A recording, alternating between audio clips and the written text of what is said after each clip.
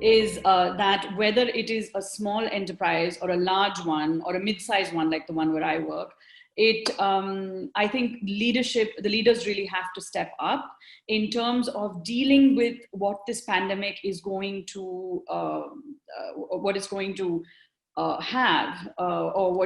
is going to spell out for, the employees or for the other senior management. So, like to address things like job loss and salary cuts and stuff. Now, there are some things that are going to be inevitable, and there are some industries and companies that are not going to be able to survive this. Okay, because here's the thing: to make it to the other side, you either need to have incredible cash reserves, or you need to have a very long rope with the bank. Okay, often there are going to be many businesses and companies, and very often they're going to be very highly paid individuals who cannot be afforded anymore. So there is a two-level issue.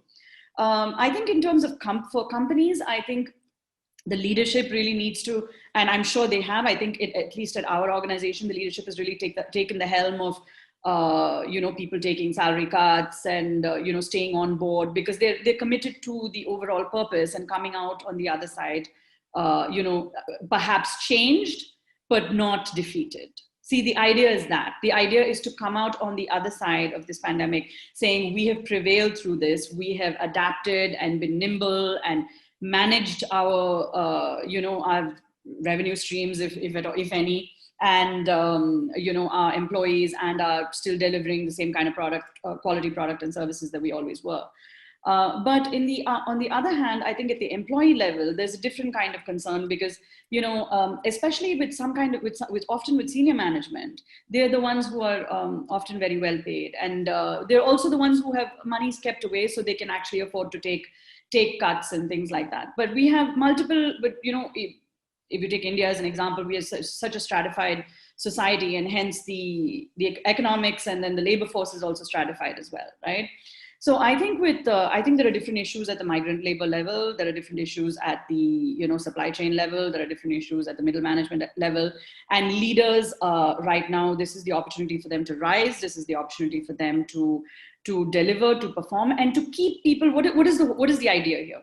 I mean, what is important? It's to keep people focused on the end goal, which is making it through this pandemic, and even if they have to adapt to significant changes, still be committed to the end goal, which is the product or service that they deliver. So this is going to heavily rely on company culture, on the kind of management style that has been adopted in the past. So companies are going to be significantly tested during this time, and the proof of the pudding is going to be not just in who comes out at the other end of it, because it's not just in terms of leadership. Sometimes the money just won't hold, right? So I think for employees, this is going to be an individual journey. If they get laid off, they're going to have to continue to look for jobs and still be optimistic and keep their LinkedIn's on point, and continue to search. And this is just not the time to put your tail between your legs and sit in the corner. This is the time to be like, whether if you have your job, continue to do it to the best of your ability, and trust that your company will make it out to the other side, because you are giving your 100% to it. And if you have lost your job, this could give you two opportunities. One is to find another one in the same field, if that's where you want to be, or perhaps even rethink your journey or rethink your goals. Maybe you always wanted to do something else and ended up in a career that didn't really suit you, but you were already getting paid, so you didn't want to leave it. This might be a good opportunity to reconsider. I know it's not a luxury for everyone, but if somebody does have that opportunity, I would encourage it. I think we're all being brought down to ground zero. This reminds me kind of like a 9/11 situation. But, and this is for our entire country, if not the entire world.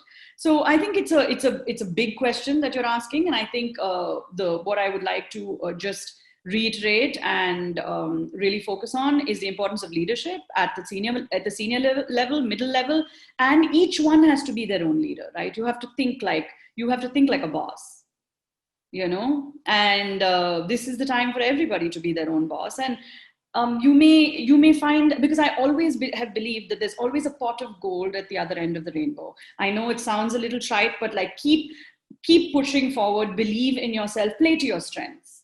Because often a lot of us, don't, and this is relating to my earlier answer, don't really get the time to reflect on what we're good at or what we're not good at. We just ended up in some job because we graduated and got campus recruitment, right? There's a ton of people who are in those situations. Maybe it's time to reevaluate and see if they can evaluate their skill sets a little bit better, and really go searching for something that suits them on the other side of the pandemic.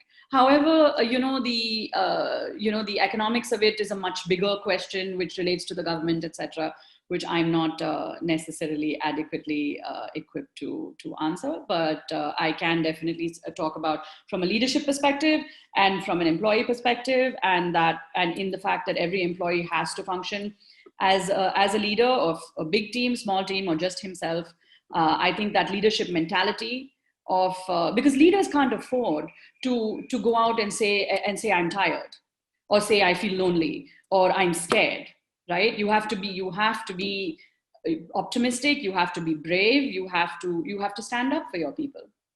So when we're all split up into single employees, can we not do that for ourselves?